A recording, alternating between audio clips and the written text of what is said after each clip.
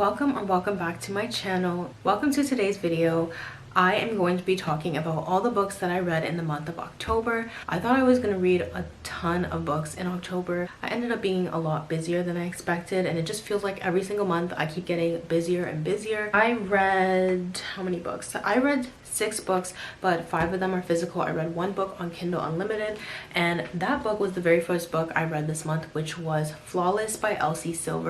And I know I've talked about the Chestnut Spring series on here before, and I said that I didn't enjoy Heartless. I think it was 2 stars that I rated Heartless, and yes, I did start with Heartless before reading Flawless. I just felt like it was a little more lusty for my taste. I felt like the relationship felt very physical, and I am all about very emotional romances when I read a romance book. I ended up really wanting to read Flawless recently, so ended up reading that and I rated it 4 stars. I gave it 4 stars because I just couldn't put it down. I think I read that book in like a day or a day and a half. Yes, there was obviously spice in this book, but I just felt like I felt more of a connection between the 2 main characters in this one more than I did in Heartless. If you don't know what Flawless is about, is the very first book in the Chestnut Spring series, and it follows Summer and Rhett. Summer works for her father, and her father is Rhett's agent. So Rhett is a bull rider, and he basically gets himself in a little bit of trouble publicly with his reputation. So Summer is basically meant to be like his babysitter in a way, to make sure that he doesn't get in any trouble before the end of his season. So I thought it was fun. I enjoyed it. Next, I read Crown of Midnight by Sarah J. Maas, and this is the 2nd book in the Throne of Glass series. I think I have a reading vlog with this book, and I originally gave it, I think I gave it a 4.5, but after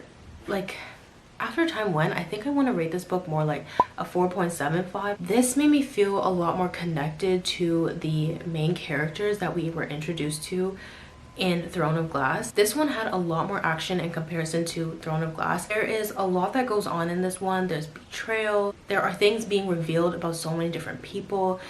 It's just such a fun book. And let me just say, still love Dorian. I think I mentioned that when I read Throne of Glass. I still love Dorian. Amazing character.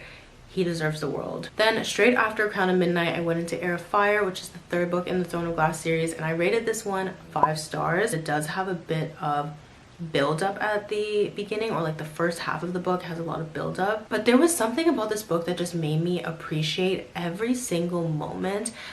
Any moment that felt slow, I reminded myself that it means something. All of this is going to make sense at the end. This is definitely where I feel the plot really takes off with the overall series. Obviously, I still have more to read in this series, but there was like a bit of a switch that happened. The very end of Crown of Midnight sets up, I feel like, for the whole rest of the series. This is where she really starts to learn about herself and kind of accepts who she is and what she was destined for. In terms of the reading order, I wanted to mention, because a lot of people like to read The Assassin's Blade before or after this one, and I can actually understand now why people do that. Not that I would have done that, but I can understand and appreciate why people choose to do that or why they enjoy doing that. There's a lot about her past and how it shaped her that comes into play in this one, which leads me into Queen of Shadows, which is the 4th book in the series, and I read this directly after Heir of Fire. I gave this one 5 stars, and I think this one is actually better than Heir of Fire. There was never a dull moment in the entire book. There was never a dull moment. The first half of the book really focuses on the things that we learn about Selena in Assassin's Blade. So again, I can understand why some people prefer to read Assassin's Blade before Queen of Shadows. The first half kind of wraps up those things from the past. It was so much fun, and it made me love Selena like 10 times more than I loved her before. If you're going to be looking for romance in this, you're going to be dragging your feet, because I think the first time romance, like even a kiss, happens in this one, it's page 500. I wrote it down. Page 520. Somewhere around page 520 is when that first kiss even happens in this book. So definitely don't go into this hoping for a romance. After reading Queen of Shadows, I needed a bit of a break from the world. I didn't want to leave it, but I just needed my brain to kind of relax.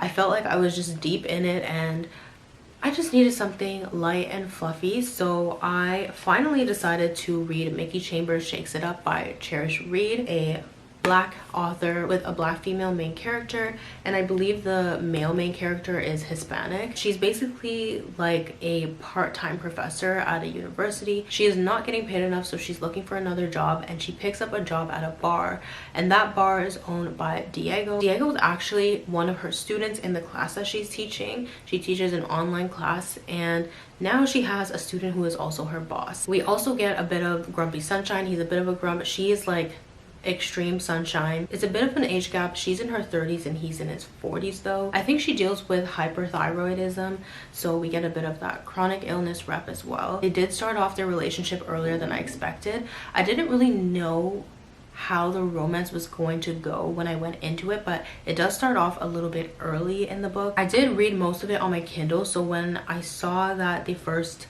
bit of romance started to take place, it was around the 20% mark. It did feel a little bit physical compared to emotional. I felt like most of their relationship was physical. Even when they talked about each other, it was about the way they looked. Even when he was apologizing about something, I think it might have been during like the third act conflict sort of moment when he was apologizing to her. He was like saying something along the lines of missing touching her instead of like missing her. Like I mentioned, I prefer more of an emotional connection. With this one, I never gave it an actual rating because I did read it really fast. I enjoyed it, but I wasn't connected to the story.